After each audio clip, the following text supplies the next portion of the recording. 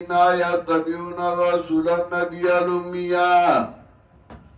الذي يجدونه مكتوبا عندهم في التوراة والإنجيل يأمرهم بالمعروف وينهاهم عن المنكر ويحل لهم الطيبات ويحرم عليهم الخبائث ويضع عنهم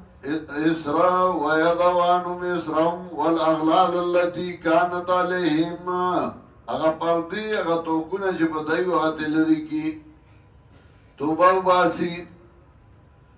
فالذین آمنوا به وعزروا ونصروا واتبعوا النور الذي انزل معه اولئک هم المفلحون چه توبہ باسی دا غی اغا لری شیطنا اغا پردی او چې توبه و نه باسي نو هغه پردې په دای باندې راغلي او پردې په پرتی دلته هغه پردونه تعبیر وکړه په مهر باندې چې مهر په والي شوی دی د دای د عمل د لاسه